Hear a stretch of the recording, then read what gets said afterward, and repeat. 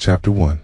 The Widow's Garden Party. The case of the cuckoo clock began with Miss Jane Marple adjusting her finest summer hat. Studying the invitation card in her gloved hand, Mrs. Constance Pritchard's annual garden party at Thornfield House was less a delight than a duty. One of those village rituals like church services or flower show committees that St. Mary Mead's respectable residents simply endured. As Miss Marple approached the gravel drive, the afternoon sun stretched long shadows across the manicured lawns of the Georgian mansion, its windows glinting like watchful eyes. She paused to admire the rose garden, noting with a gardener's keen eye that the blooms were slightly past their prima touch, wilted, much like their hostess. She thought with quiet kindness. "Miss Marple, how delightful to see you," came a voice. She turned to find Miss Hartwell, Mrs. Pritchard's companion of 5 years. Her thin face lit with what seemed genuine warmth, though her eyes carried the anxious edge of one tethered to another's whims. "Such a lovely afternoon for the party," Miss Marple remarked, glancing at the gathering clouds on the horizon. "Mrs. Pritchard must be pleased with the weather." Miss Hartwell's smile wavered. "Yes, though you know how particular she is. Everything must be perfect. She's been fretting over the arrangements all week." They strolled toward the terrace, where white-clad tables sparkled with delicate china and silver. Miss Marple's sharp gaze swept over the familiar faces of St. Mary Mead's social set. Mingled with a few strangers she couldn't place, Mrs. Pritchard herself presided. Near the French windows, her imposing figure swathed in dark purple silk, rather somber for a festive occasion. At 73, she remained a force, her still gray hair immaculate, her pale blue eyes sharp as frost. She was deep in conversation with a tall, nervous man Miss Marple recognized as Robert Pritchard, her late husband's son from his first marriage. "Robert's been struggling lately," Miss Hartwell whispered, noting Miss Marple's glance. "Business troubles, I hear, and Mrs. Pritchard isn't one to sympathize with financial woes." Miss Marple nodded, her thoughts drifting to the many times she'd seen money unravel family ties, like the unfortunate Weatherby inheritance feud. Years ago, a sudden, overly bright laugh broke her reverie, drawing her attention to the rose arbor. Millicent DeVere, Mrs. Pritchard's stepdaughter, was chatting animatedly with Dr. Haddock, though her smile seemed forced, her hands trembling faintly as she raised her teacup, a telltale sign of nerves stretched thin. Miss Marple inquired, indicating a slight dark-haired woman who stood somewhat apart from the main groups, studying the house with an intensity that seemed almost proprietary. "Oh, that's Miss Fenwick," Miss Hartwell replied, her voice dropping to a whisper. "Miss Elalina Fenwick. She's recently taken lodgings at Mrs. Carmichael's boarding house. Rather mysterious, really. She says she's researching her family history, but she seems to know an awful lot about the village already." Miss Marple's interest was piqued. In her experience, people who claimed to be researching family history often had more immediate and pressing reasons for their investigations. A sudden, harsh, mechanical sound shattered the gentile murmur of conversation. From within the house came the aggressive cuckoo call that Miss Marple remembered from previous visits. 12 strident notes that seemed to mock the civilized gathering. Mrs. Pritchard's face darkened with annoyance. "That wretched clock," she declared loudly enough for all to hear. "Have half a mind to have the thing destroyed. It's been nothing but a nuisance since the day my dear husband brought it home from Switzerland. Perhaps it could be repaired," assented Dr. Haydock mildly. "Old Mr. Whitmore in the village is quite skilled with clockwork. Repaired." Mrs. Pritchard's voice rose sharply. "I'd sooner see it thrown in the river.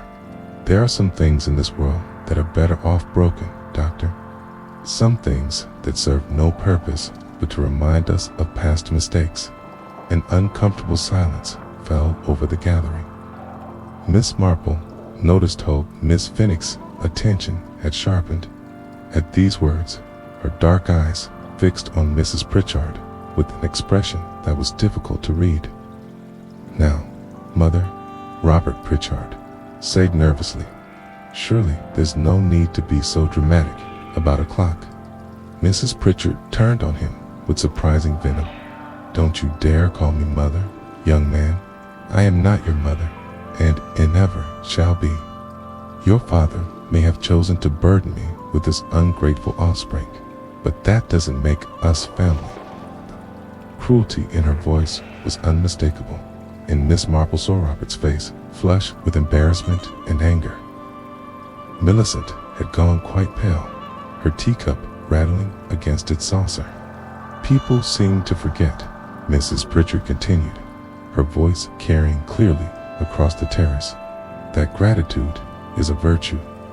Too many individuals in this world believe they're entitled to what isn't theirs, that they can simply appear and claim what they've never earned." Her gaze swept the gathering, lingering meaningly on her stepchildren, and rather oddly on Miss Fenwick. The mysterious woman met her stare steadily, and Miss Marple detected something almost like recognition passing between. Then the cuckoo clock chimed again, its mechanical voice seeming to mock the tension that had settled over the party like a shroud. Miss Marple sipped her tea and reflected that she had rarely attended a social gathering where so many undercurrents of emotion ran beneath the surface of light conversation. As the afternoon wore on, she found herself drawn repeatedly to observe the small dramas playing out among the guests. There was definitely something brewing at Thornfield House, something that went far deeper than mere family discord. The air itself seemed charged with secrets and suppressed resentments, and Miss Marple's long experience with humanity told her that such situations rarely resolved themselves peacefully. The clouds that had been gathering all afternoon finally opened, sending the guests scurrying for shelter. As Miss Marple hurried toward the house, she could not shake the feeling that the storm outside was nothing compared to its tempest brewing within the walls of Thornfield House. Chapter 2. Secrets in the Village. Chapter 2. Secrets in the Village. The morning after Mrs. Pritchard's garden party dawned crisp and clear, the storm having washed the air clean and up the gardens of St. Mary, Mead sparkling with dewdrops. Miss Marple emerged from her cottage at an early hour, basket in hand, to tend to her beloved roses. The events of the previous afternoon had lingered in her mind like an unfinished melody. Said she found that physical activity often helped to sort through the tangled threads of human behavior, as she had headed the pale pink blooms of her favorite climbing rose. She reflected on the curious tableau she had witnessed at Thornfield House in her many years of observing village life. She had learned to recognize the signs of impending trouble, much like a sailor might read the subtle shifts in wind and weather thought preaged a storm. The tension at yesterday's gathering had been palpable, and she could not shake feeling that Mrs. Pritchard's harsh words had been more than mere ill temper. Her contemplation was interrupted by the arrival of her daily help, Mrs. Briggs, who appeared at the garden gate with her usual collection of village news and gossip. "Good morning, Miss Marple," Mrs. Briggs called cheerfully. "Lovely morning after all that rain, isn't it?" "I dare say it didn't improve Mrs. Pritchard's mood any, Cousin Ethel. Whole works at the post office says she was in there first thing this morning, sending off urgent letters to London solicitors, most likely from the look of the addresses." Miss Marple straightened at her interest, immediately engaged. How very enterprising of Mrs. Pritchard, Tobe, conducting business so early in the day. "Well, you know how she is about getting her own way," Mrs. Briggs candid, warming to her subject. "Always has been, ever since she married Doll and Mr. Pritchard. Though I must say, those stepchildren of hers looked proper upset when they left a party yesterday. Nephew Billy was walking past the house around 9 o'clock, and he heard Dre's voices coming from the drawing room. This intelligence was particularly intriguing, and Miss Marple filed it away for future consideration. She had learned over the years that the servants' network of information was often more reliable than any official investigation. After Mrs. Briggs had departed to attend to her other duties, Miss Marple, to her death, the visit to the village might prove illuminating. She made her way to the post office where she found Mrs. Carmichael, the proprietress of the local boarding house, engaged in animated conversation with Miss Polite, the postmistress. Such a peculiar thing, Mrs. Carmichael was saying as Miss Marple approached. That Miss Fenwick of mine, she's been asking the most extraordinary questions about the village history. Wanted to know all about the old families, particularly the Pritchards. Said she was researching her family tree, but I've never seen anyone take such a detailed interest in cemetery records and old parish registers. Miss Pollitt nodded knowingly. She was in here just yesterday asking about mail delivery to Thornfield House. Wanted to know if Mrs. Pritchard received much correspondence from abroad. Rather an odd question for a casual acquaintance to ask. Don't you think? Miss Marple purchased her stamps and listened with a practiced earphone who understood that village gossip often contained kernels of important truth. The picture of Miss Fenwick that was emerging was increasingly intriguing. A woman who professed to be stranger to the village, but who seemed remarkably well informed about local affairs. Her next stop was the greengrocer's, where she encountered Dr. Haydock selecting vegetables for his lunch. The good doctor looked rather more serious than usual, and Miss Marple suspected that his professional duties had brought him some cause for concern. "Good morning, doctor," she said pleasantly. "I do hope you're not finding too many of your patients suffering from the effects of yesterday's weather." Dr. Hawk glanced around to ensure they were not overheard before responding. "Actually, Miss Marple, I'm rather worried about Mrs. Pritchard. She sent for me this morning complaining of chest pains and difficulty sleeping. When I examined her, I found her pulse rather irregular, and she seemed unusually agitated." "I'm sorry to hear that," Miss Marple replied with genuine concern. "She did seem rather overwrought at the party yesterday. Indeed, she kept going on about family troubles and old grievances. Mentioned something about people who think they can waltz back into one's life and claim what isn't theirs. Rather drama de clangue, even for Mrs. Pritchard." Miss Marple nodded thoughtfully. The doctor's words echoed the hostile sentiments expressed at the garden party, and she began to suspect that Mrs. Pritchard's troubles went deeper than mere family discord. After completing her shopping, Miss Marple decided to call upon her dear friend Mrs. Bantry at Gossington Hall. She found Dolly Bantry in her menine room, engaged in the thankless task of arranging flowers that had been somewhat battered by the previous evening storm. "Jane, how lovely to see you," Mrs. Bantry exclaimed, setting aside her secrets. "I was just thinking about yesterday's party. What a dreadful atmosphere there was. Poor Mrs. Pritchard seemed quite beside herself.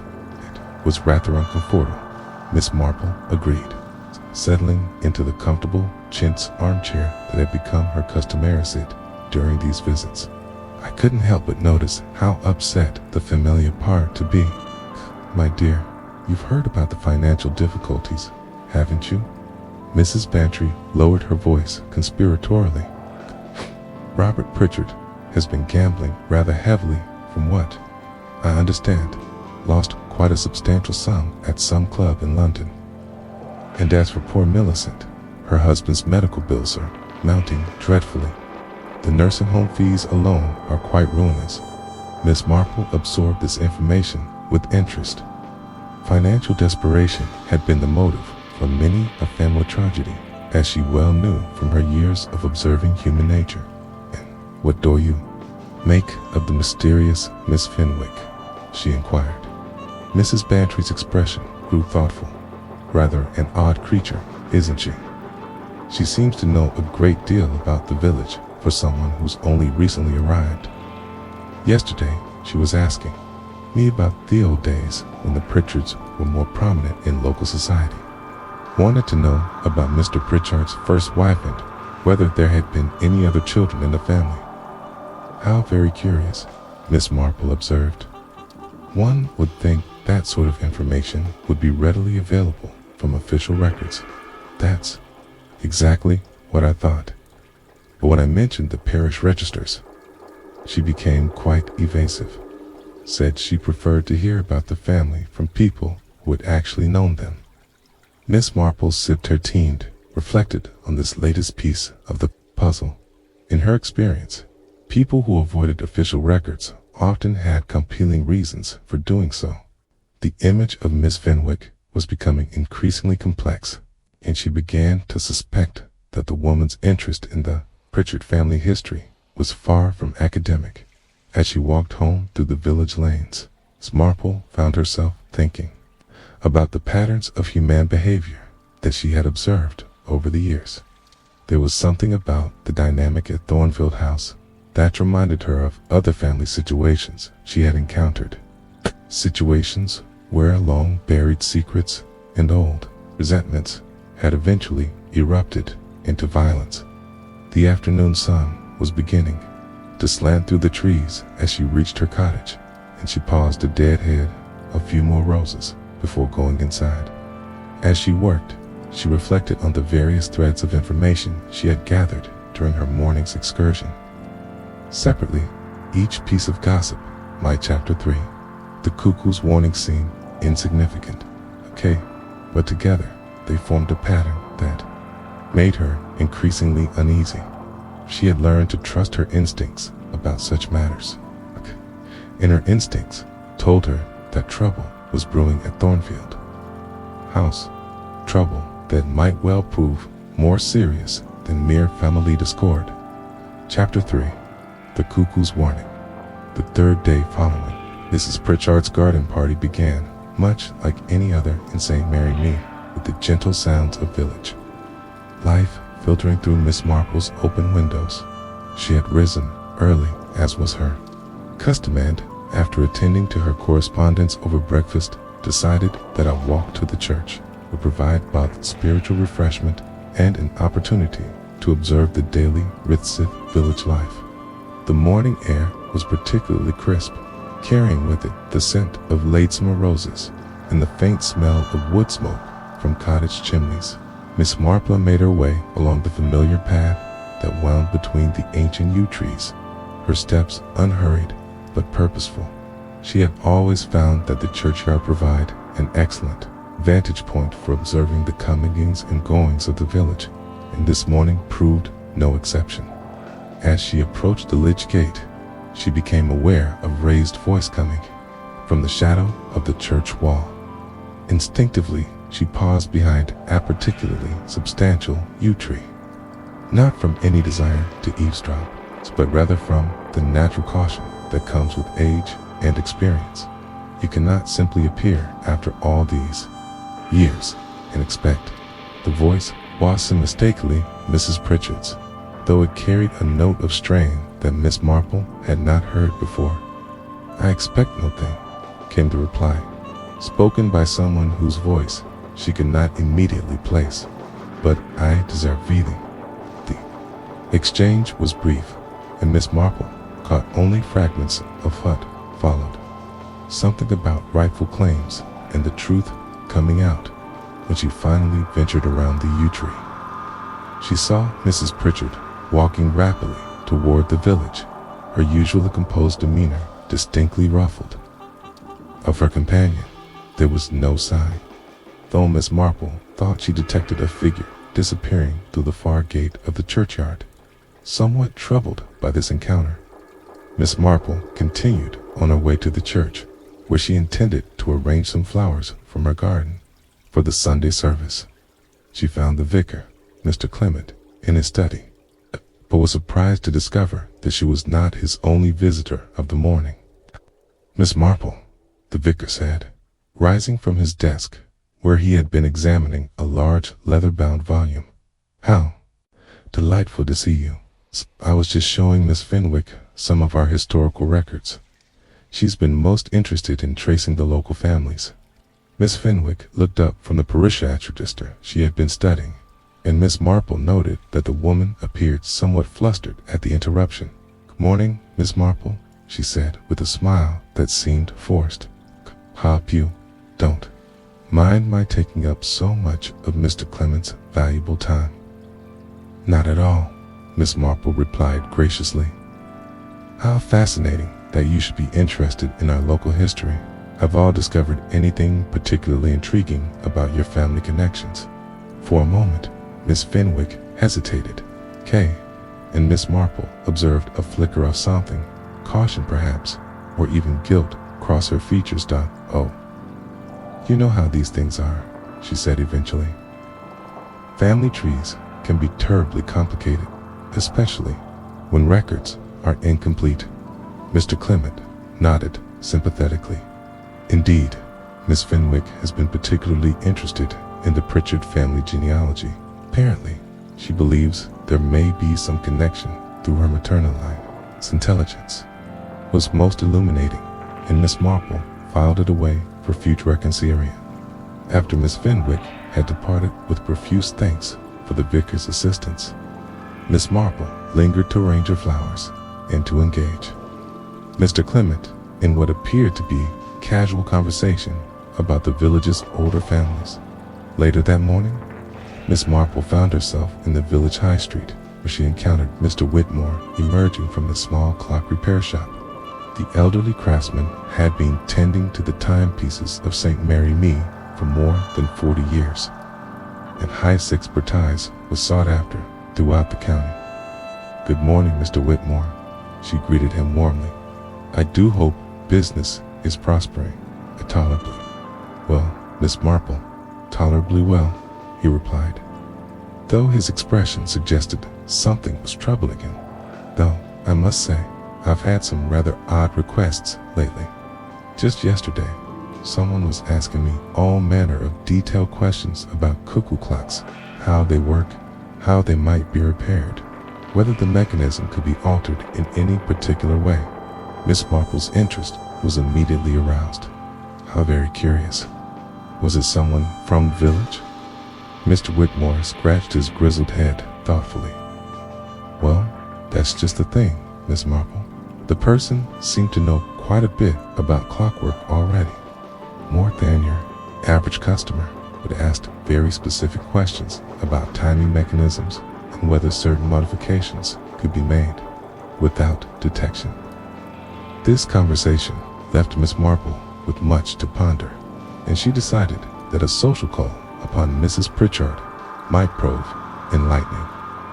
Accordingly, she made her way to Thornfield House, where she was admitted to Miss Hartwell, who seemed even more anxious than usual. "Oh, Miss Marple, how kind of you to call," Miss Hartwell said, though her voice carried a note of strain. "Mrs. Pritchard is in the drawing room, though I must warn you that she's been rather unsettled today." Miss Marple was shown into the familiar drawing room, where she immediately noticed that several pieces of furniture had been rearranged since her last visit. A large armchair, in which Mrs. Pritchard usually sat, had been moved closer to the fireplace, and a small side table had been repositioned near the window. Most notably, the infamous cuckoo clock appeared to have been recently cleaned and polished, its brass fittings gleaming in the afternoon light. Mrs. Pritchard herself was seated in her relocated chair, her hands clasped tightly in her lap, and her face bearing an expression of barely controlled agitation. She looked up as Miss Marple entered, and for a moment seemed not to recognize her visitor. "Mrs. Pritchard," Miss Marple said gently, "I do hope I'm not intruding. I thought perhaps you might enjoy some company this afternoon." "Company?" Mrs. Pritchard repeated, as though the word were foreign to her.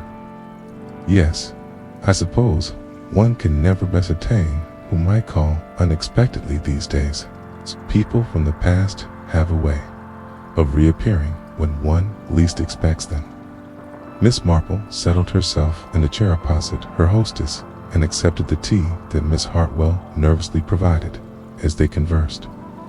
She became increasingly aware that Mrs. Pritchard's usual sharp focus seemed somewhat scattered, and her comments frequently drifted into cryptic observations about trust and betrayal.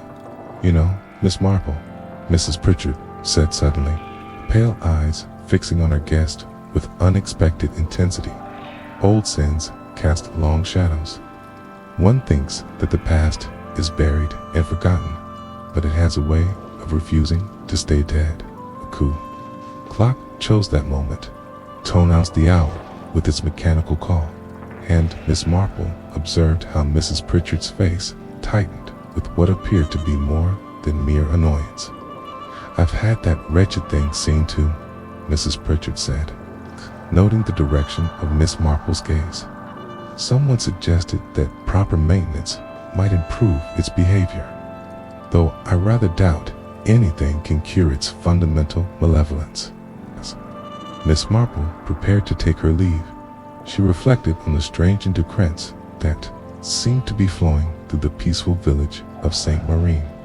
The morning's encounters had left her with the distinct impression that forces were at work beneath the surface of ordinary village life, forces that might well prove more dangerous than anyone suspected. Chapter 4. Death in the Drawing Room. Chapter 4. Death in the Drawing Room. The tranquil morning of Thursday, September 15th, was shattered by Miss Hartwell's piercing scream echoing across the grounds of Thornfield House. It was precisely 8 when the sound reached the ears of Mrs. Jenkins, who was hanging washing in the garden of the adjoining cottage, and she would let her testify to the exact time with the certainty of one whose life revolved adoring domestic routine. Miss Marple, who had been deadheading her late roses in preparation for autumn, heard the cry carried on the still morning air, and felt the familiar chill of premonition that she had learned to trust over the years. Without hesitation, she gathered her gardening gloves and made her way with surprising speed toward Thornfield House. She arrived to find Miss Hartwell standing in the front hall, her face chalk white and her hands trembling uncontrollably. The poor woman was quite beyond speech, capable only of pointing toward the drawing room with a shaking finger. Dr. Haddock's motor car was already pulling into the drive. Summoned Miss Marple, supposed it by telephone. "My dear Miss Hartwell," Miss Marple said gently, taking the distraught woman's arm. "Perhaps you should sit down. Dr. Haddock will see to everything.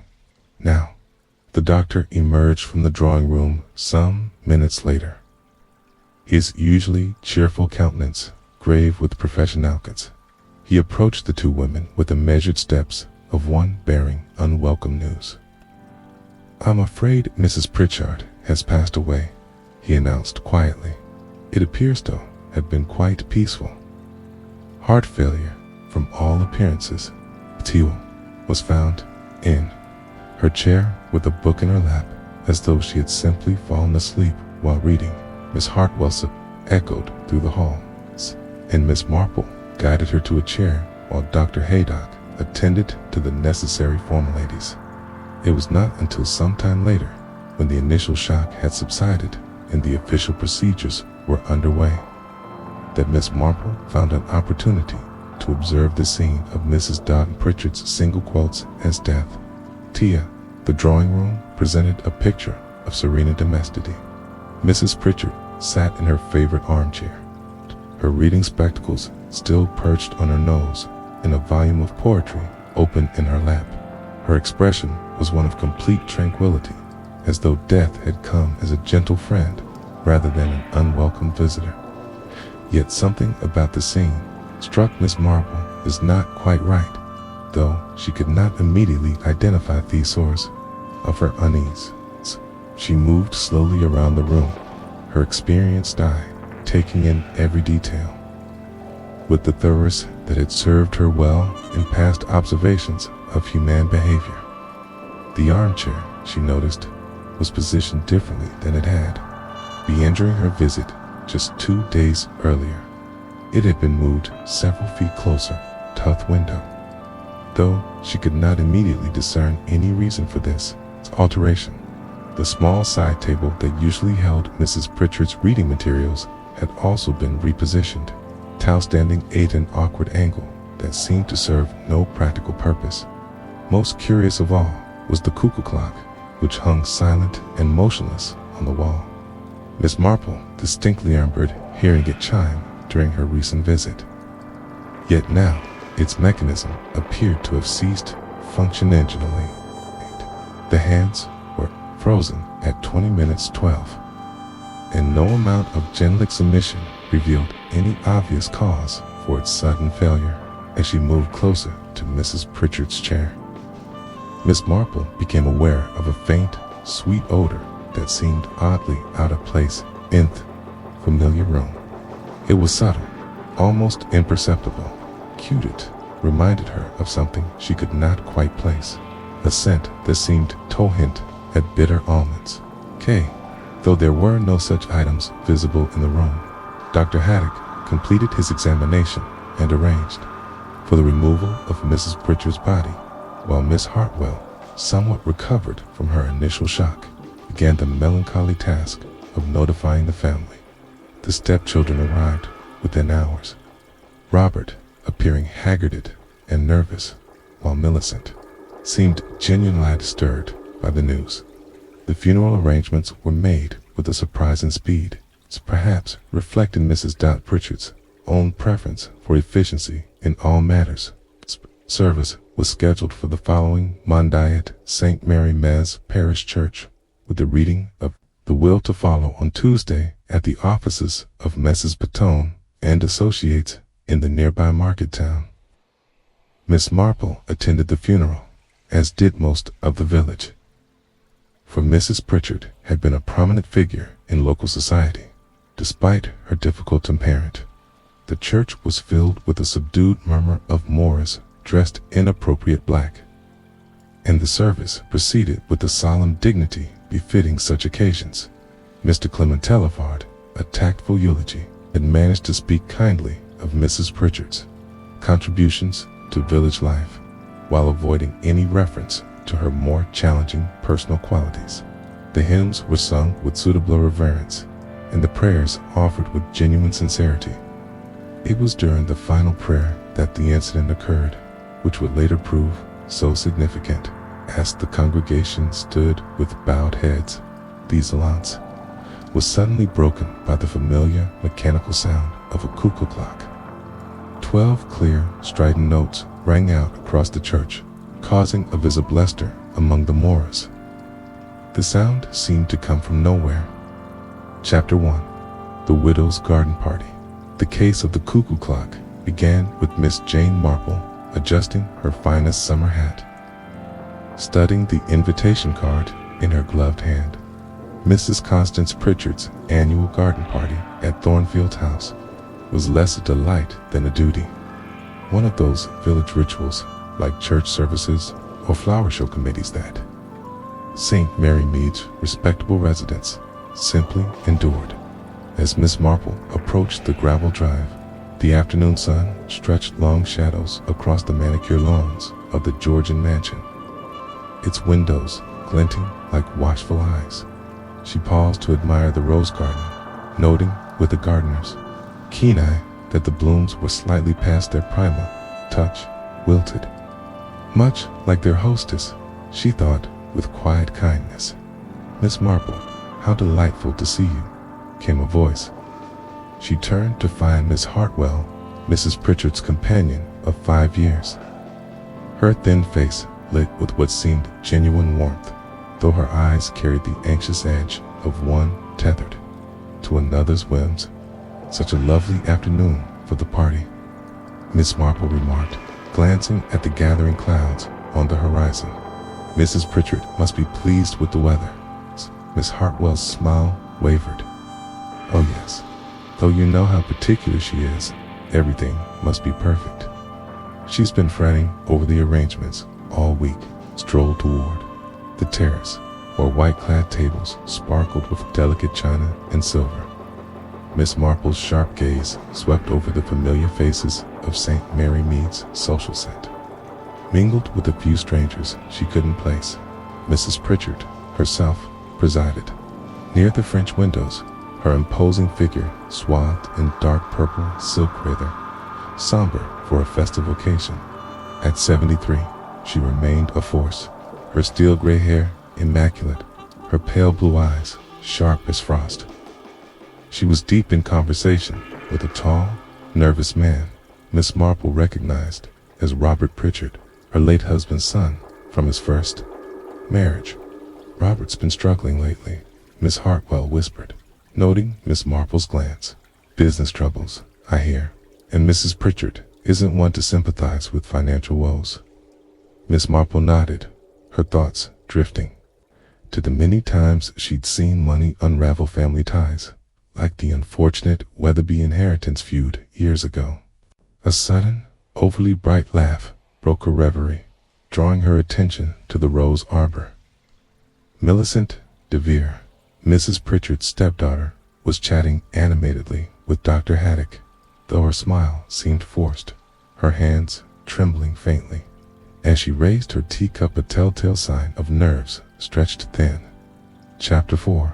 The chiming clue. The case of the cuckoo clock took a curious turn during Mrs. Pritchard's funeral, when a sudden chime rang out from nowhere and everywhere, startling the congregation.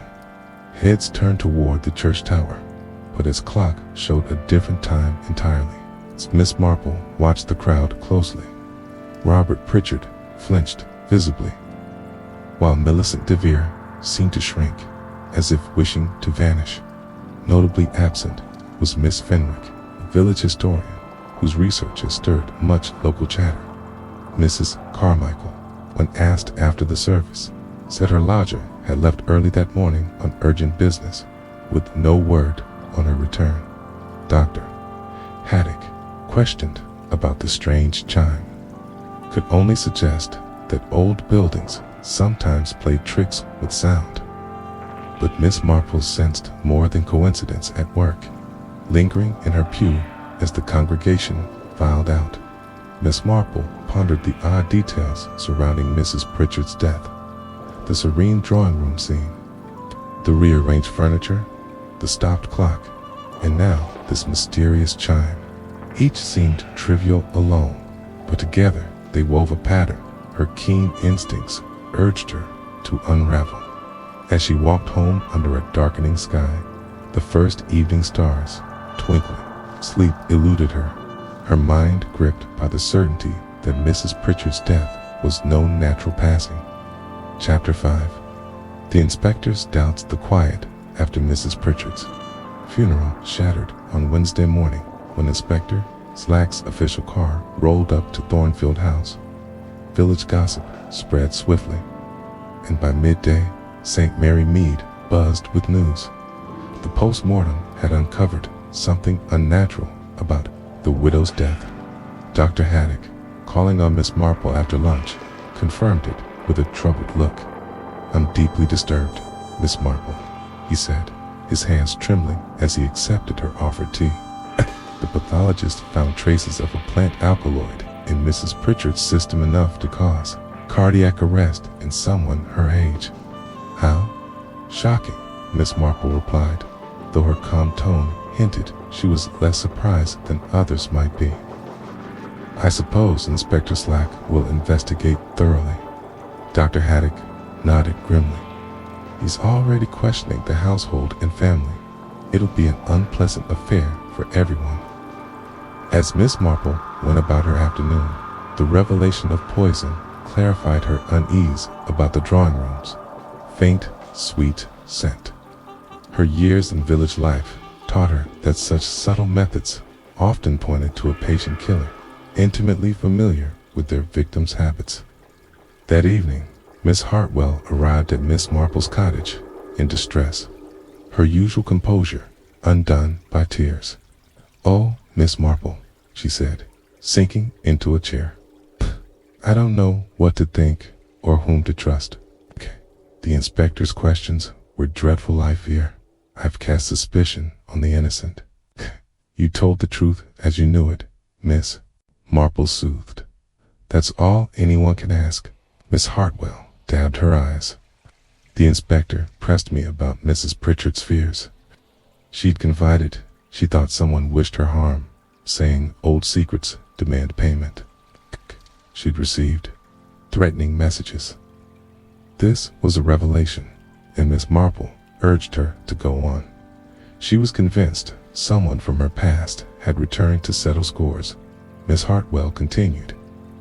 She said, injuries fester, and time only sweetens revenge for those who hold grudges.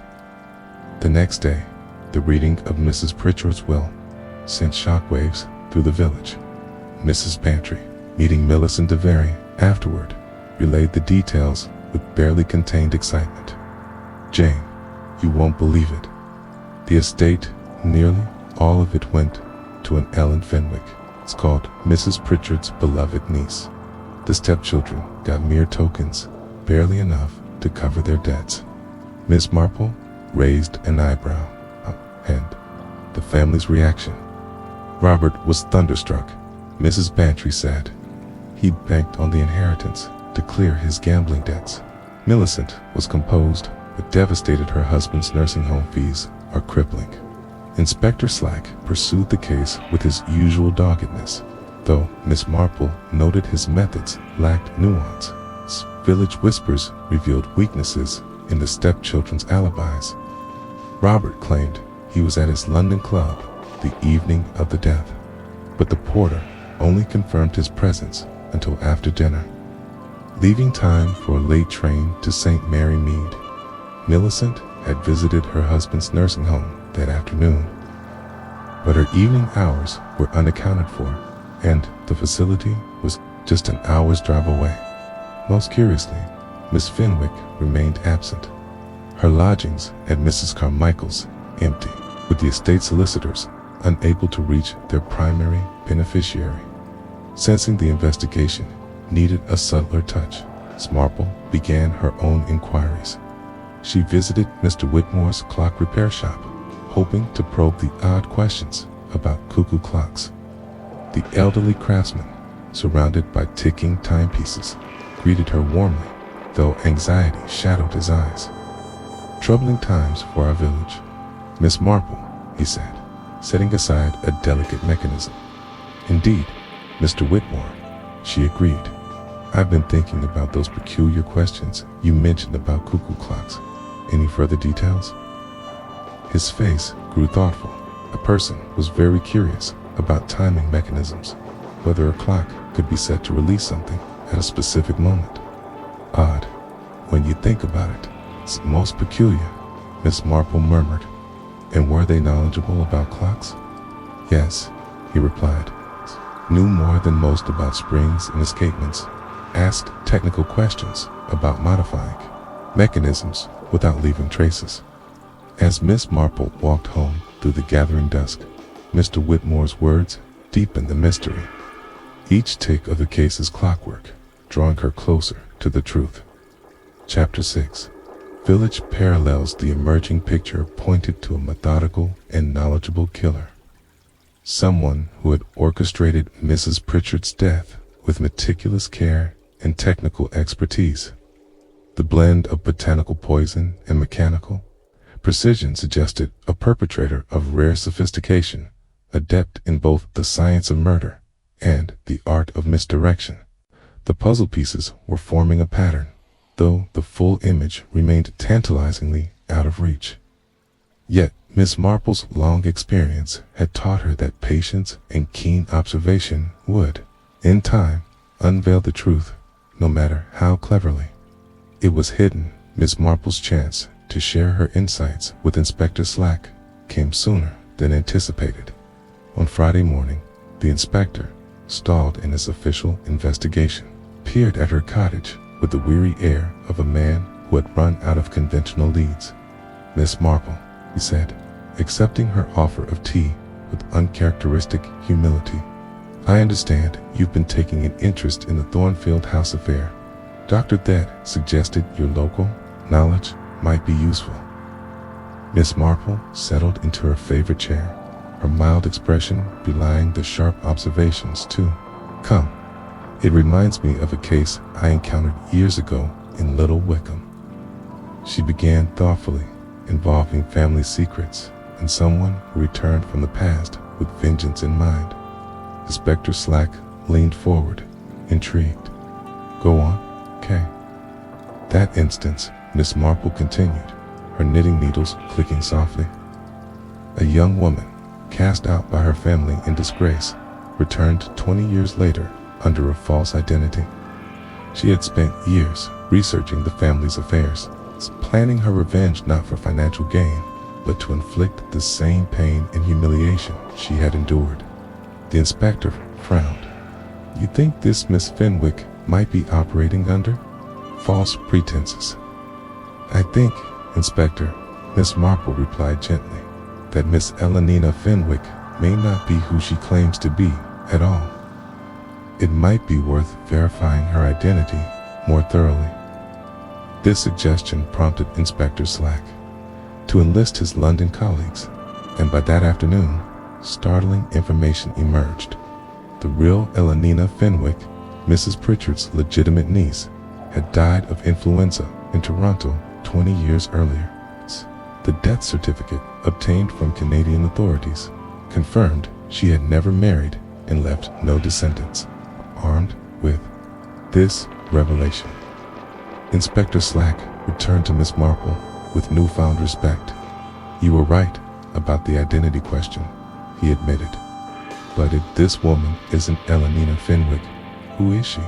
And how did she know enough about the family to pull off such a deception?" Miss Marple had spent the intervening hours in quiet reflection. "I believe she has been studying the Pritchard family for some time, Inspector. Such detailed knowledge of their history isn't acquired overnight." Her suspicions were bolstered when Mrs. Powlett at the post office recalled that the mysterious Miss Fenwick had received regular correspondence from London over recent months' letters from official sources like Somerset House, parish record offices, and genealogical societies. Further, Miss Marple's discreet inquiries among the village's network of domestic servants revealed that Miss Fenwick had asked pointed questions about the Pritchard family's private affairs. Mrs. Jenkins, who had worked briefly at Thornfield House during the war, remembered being quizzed about old family photographs and whether Mrs. Pritchard had ever mentioned relatives beyond her husband's children. The breakthrough came when Miss Marple suggested examining parish records for any irregular births tied to the Pritchard family. Mr. Clement, the vicar, was reluctant but cooperative. "I must ask for your complete discretion," he said, retrieving a leather-bound volume from a locked cabinet. "This entry represents a family tragedy handled with great sensitivity at the time." The record, dating back 35 years, revealed a carefully concealed scandal. Mrs. Pritchard, then Miss Constance Bellwood, had given birth to an illegitimate daughter during a brief affair with a traveling artist. The child had been quietly removed from the village and placed with a family in northern England, with provisions made for her maintenance until adulthood. Inspector Slack studied the faded entry. "Margaret Sutton," he read aloud. "Born March 15, 1890. Father unknown." Though there's a note about financial arrangements handled through a London solicitor. Miss Marple nodded. "Suspect that if you trace Margaret Sutton's history, you'll find a trail leading to our Miss Fenwick." The inspector's inquiries, aided by his London colleagues, confirmed this connection. Margaret Sutton had grown up in Yorkshire with a respectable but modest family. An anonymous allowance funded her excellent education, and she later worked as a governess and companion to wealthy families. Significantly, she had spent years abroad, including time in Canada, where she could have encountered the real Elenina Fenwick and learned enough to assume her identity after her death. The pattern becomes clear when you understand the motive, Miss Marple explained to Inspector Slack that evening in her cottage. This was never about money. though the inheritance provided a convenient way to legitimize her claim. It was about revenge for a lifetime of shame and abandonment. Inspector Slack rubbed his tired eyes. But how did she get herself written into Mrs. Pritchard's will? That would have required serious manipulation. Consider the psychology, Miss Marple replied. Mrs. Pritchard was an elderly, isolated woman, bitter about her family.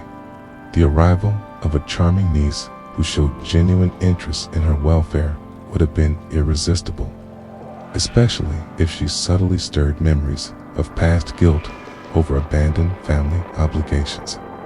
The inspector began to grasp the depth of planning involved. So, Margaret Sutton, posing as Elenina Fenwick, spent months ingratiating herself with Mrs. Pritchard while studying the house, its routines, and that famous cuckoo clock.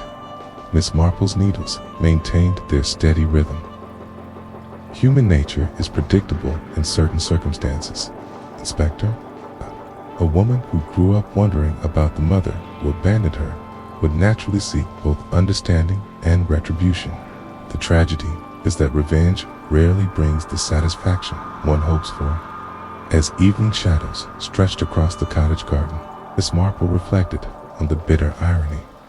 Mrs. Pritchard's death was the culmination of a years-long plan, driven not by greed, but by the deep wounds of a child who believed herself unwanted. The mechanical precision of the murder method mirrored the methodical care of a crime fueled by a lifetime of pain. Chapter 7. The Mechanism of Murder. Saturday morning found Miss Marple in her garden once again, though her attention was focused less on the latotum, blooms, than on the intricate puzzle that had been occupying her thoughts. Inspector Slack was expected shortly, and she had spent the early hours of the day carefully organizing her observations into a coherent explanation of how Mrs. Pritchard's murder had been accomplished. When the inspector arrived, accompanied by Dr. Haddock, Miss Marple invited them into her sitting room, where she had prepared a small districtly using her own metal piece clock and several household items. The key to understanding this crime, Shebagin, settling into a customary chair, lies in appreciating the mechanical ingenuity involved. Our murder porpoised not only the motive and opportunity, but also the technical knowledge necessary to convert unordinary timepiece into an art instrument of death.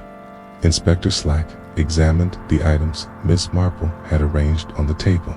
You mentioned something about the cuckoo clock being used as a weapon. I must confess, I don't quite see how that would be possible. Miss Marple nodded approvingly. Precisely. The reaction our killer was counting on, Inspector. The beauty of this method lies in its apparent impossibility. Consider the sequence of events. Mrs. Pritchard is found dead in her chair, apparently having succumbed to heart failure while reading. The cuckoo clock has stopped working, which appears to be merely an unfortunate coincidence. No one thinks to examine the clock mechanism because it seems entirely unrelated to the death. Dr. Hawk leaned forward with professional interest. But how could a clock deliver a fatal dose of poison? By converting the cuckoo's emergence mechanism into a delivery system, Miss Marple explained patiently. You'll recall that someone had been asking Mr. Whitmore detailed questions about clock modifications. Our murderer needed to understand exactly how to alter the mechanism without leaving obvious traces. She gestured toward her demonstration materials. The cuckoo mechanism operates on a simple principle. At the appointed time, a spring releases the wooden bird from Mead's housing. It's a careful modification. This same mechanism could be arranged to release something else entirely. Inspector Slack was beginning to grasp the implications. You mean the poison gas you mentioned? Exactly. The killer had to solve several technical problems. How to store a lethal concentration of gas within the clock housing, how to ensure its release at the proper moment, and how to guarantee that Mrs. Pritchard would be in the correct position to receive a fatal dose. Miss Marple rose and moved to her own mantelpiece clock to illustrate her points. The storage problem was solved by creating a small chamber within the clock housing, easily accomplished by Hermione with sufficient mechanical knowledge. The timing was controlled by setting the clock to release its contents at a specific hour when Mrs. Pritchard would predictably be in her care. Dr. Hawk nodded slowly, would explain the sweet almond scent you detected. Hydrogen cyanide gas has exactly that characteristic odor, and it would dissipate relatively quickly in a room of that size. But how could the murderer be certain of Mrs. Pritchard's position? Inspector Slack asked. Surely she might have been anywhere in the house at the crucial moment. Miss Marple's eyes twinkled with the satisfaction of one whose careful observations had revealed their significance. That, Inspector, is where the rearranged furniture becomes crucial.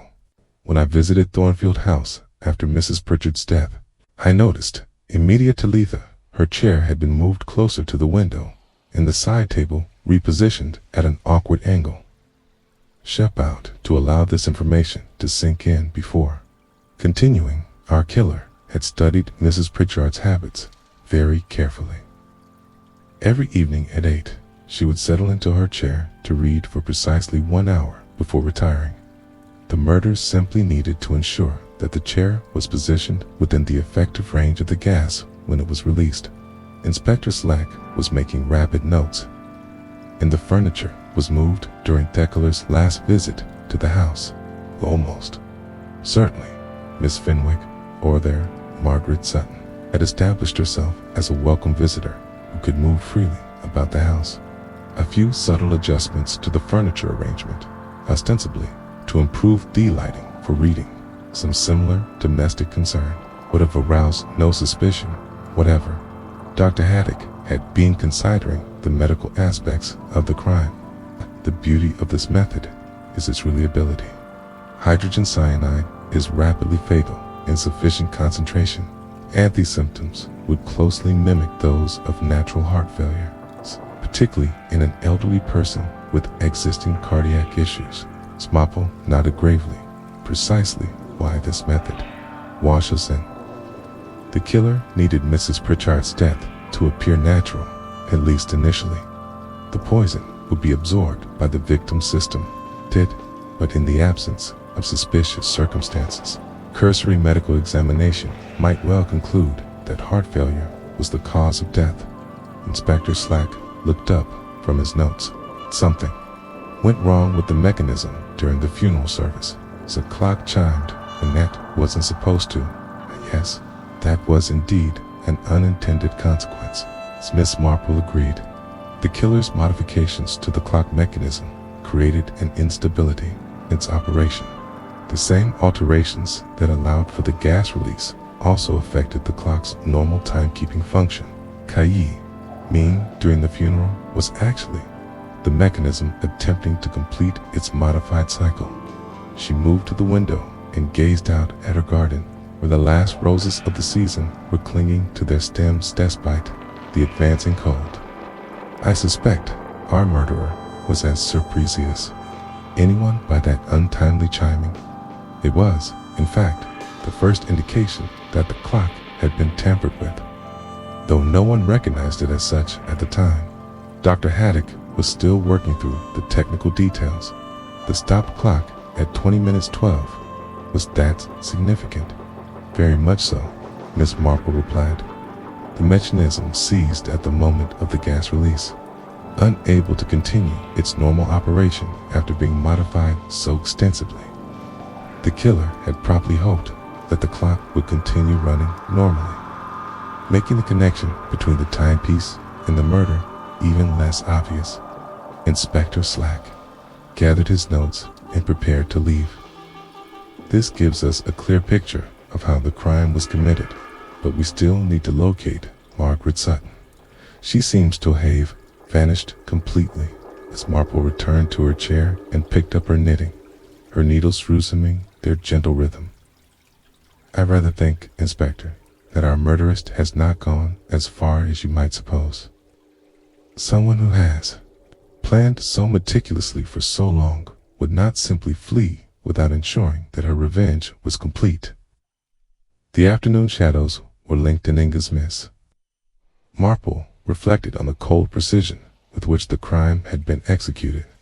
The combination of technical expertise and intimate knowledge of the victim's habits spoke of a mind spit nears perfecting its plans for retribution. The mechanical nature of the murder seemed somehow fitting for a crime born of such calculated hatred, where human emotion had been channeled into the precise workings of Spring's anges, transforming a symbol of domestic tranquility into an instrument of death. Chapter 7. The Truth Revealed. Chapter 8. The Truth Revealed. The gathering in Mrs. Pritchard's drawing room. A Monday afternoon bore all the hallmarks of one of those peculiar social occasions that village life occasionally demanded. Inspector Slack had, at Miss Marple's gentle suggestion, assembled the principal figures in the case for what he termed a final review of the evidence. The room itself seemed to watch with silent authority as the participants took their places in the very space where murder had been committed. Bert and Millicent Pritchard sat stiffly on the sofa, their faces bearing the strain of the past week's revelations. Miss Hartwell occupied a chair near the window, her nervous hands folded tightly. In her lap, Dr. Haddock stood by the mantelpiece, while Inspector Slack positioned himself with official dignity near the door.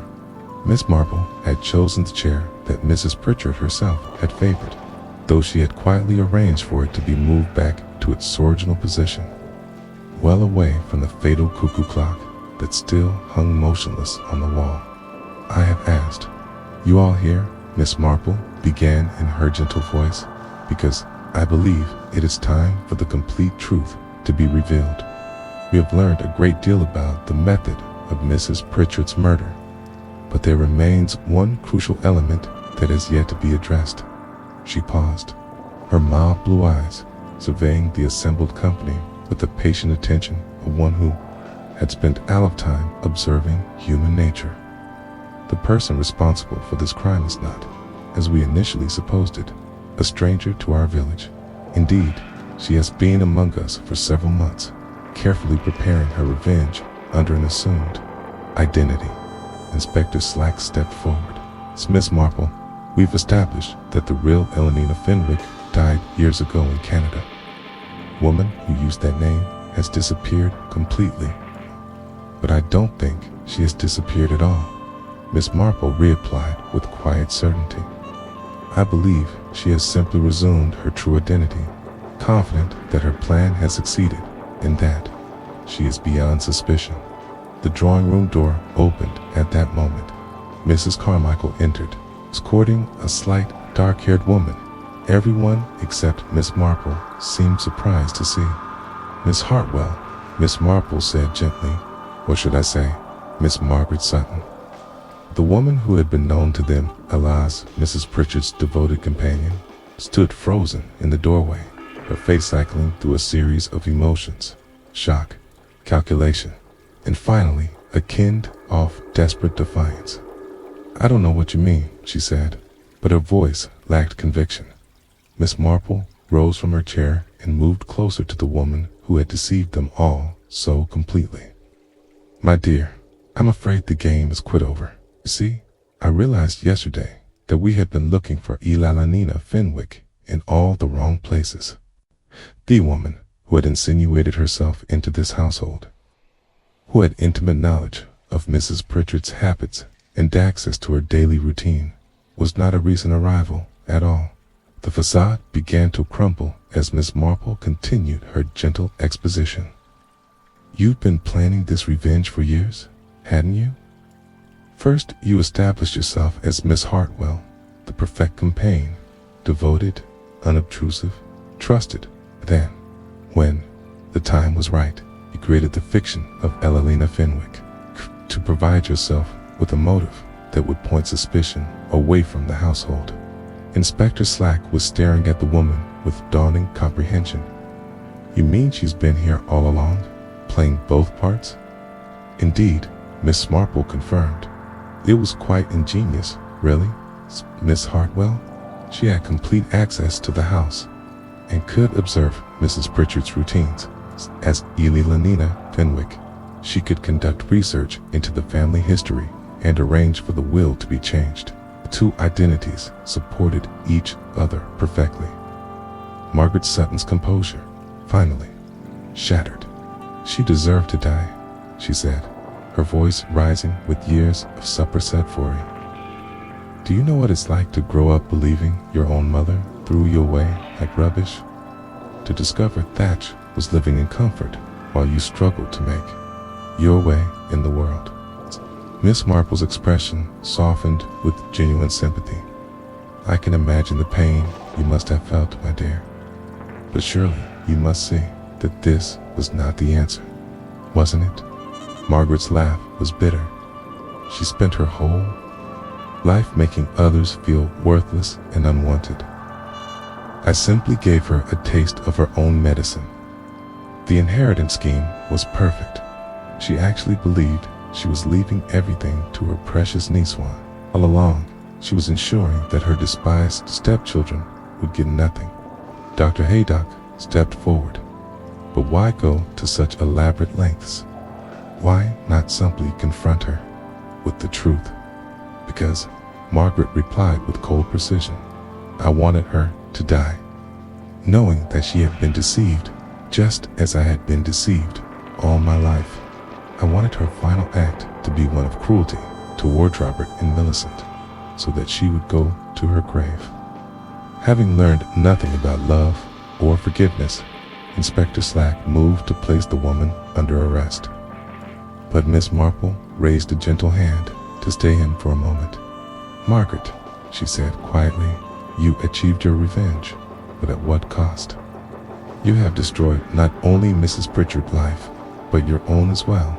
And for what? The satisfaction lasted only as long as it took for the poison to work.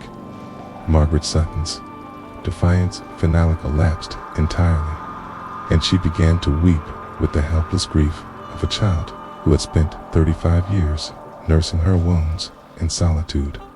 As Inspector Slack led the broken woman away, Miss Marple reflected on the tragic waste of human potential that revenge so often represented. The drawing room fell silent, except for the gentle ticking of various clocks throughout the house, all except the cuckoo clock, which would never chime again. That evening, as Miss Marple tended her garden in the fading light of autumn, she found herself listening to the cheerful sound of her own cuckoo clock marking the peaceful hours. The mechanical bird song, which had once seemed merely quaint, now carried depressed significance, a reminder that time itself was precious, and that the hours spent in hatred and planning revenge were hours that could never be reclaimed for love or happiness. She deadheaded the last roses of the season and reflected on the fundamental truth that had been demonstrated so tragically at Thornfield House, that the human heart, like a garden, would grow whatever was planted there, whether it's love or hatred, forgiveness or revenge.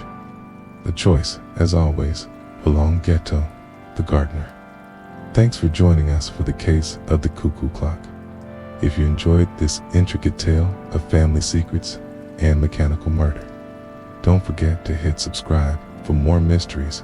Until next time, this is your host, signing off from Stories Cafe.